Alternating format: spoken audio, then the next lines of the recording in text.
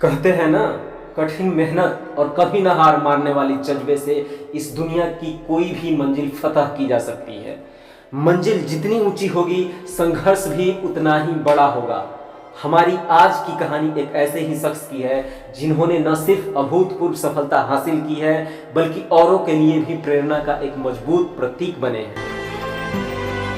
एक किसान के बेटे ने ग्रामीण परिवेश में भी अनगिनत संघर्षों का डटकर मुकाबला करते हुए उस मुकाम तक पहुंचे जहां पर्याप्त संसाधनों के बावजूद भी लोग नहीं पहुंच पाते।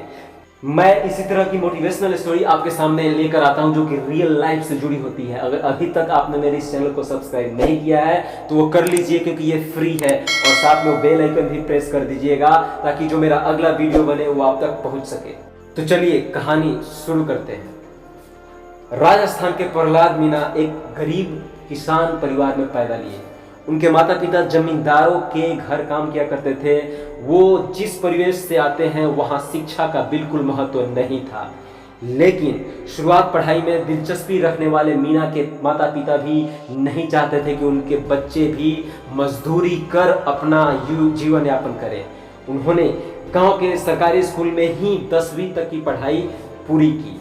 संघर्ष के दिनों को याद करते हुए वे कहते हैं कि जब 10वीं कक्षा का परिणाम आया तो मुझे स्कूल में पहला स्थान मिला। फिर लोगों ने मुझे साइंस विषय लेने का सुझाव दिया। सपना इंजीनियर बनने का था, लेकिन परिवार वालों की स्थिति ऐसी नहीं थी, वह मुझे पढ़ा न सके। दुर्भाग्य से साइंस विषय में आगे की पढ़ाई के लिए उनके गांव के ही आसपास कोई स्कूल भी नहीं था। अपने सपनों को भुलाकर उन्होंने मानविकी विषयों के साथ आगे की पढ़ाई करने का निश्चय किया। समय के साथ उन्होंने जीवन में अपनी प्राथमिकताओं को बदल दिया। अभी भी उनके सामने सबसे बड़ी चुनौती आर्थिक हालात थे।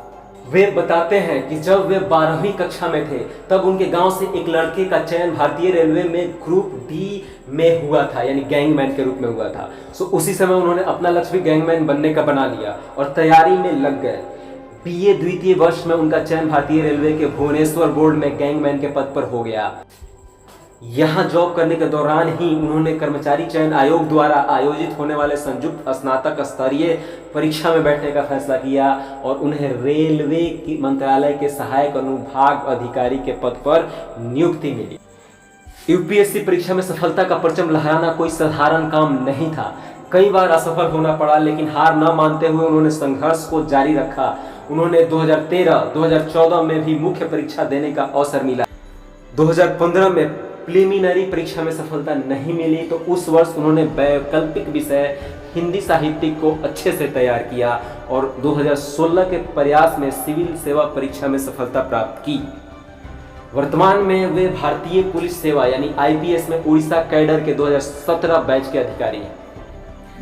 उनका मानना है कि उनकी सफलता ग्रामीण क्षेत्र से आने वाले बच्चों में भी आत्मविश्वास का संचार करेगा। यकीनन उनकी सफलता देश के करोड़ों नौजवानों के लिए प्रेरणादायक है, जो परिस्थितियों के तले दबकर सपनों का त्याग कर देते हैं। वे इस कहानी से सीख ले सकते हैं।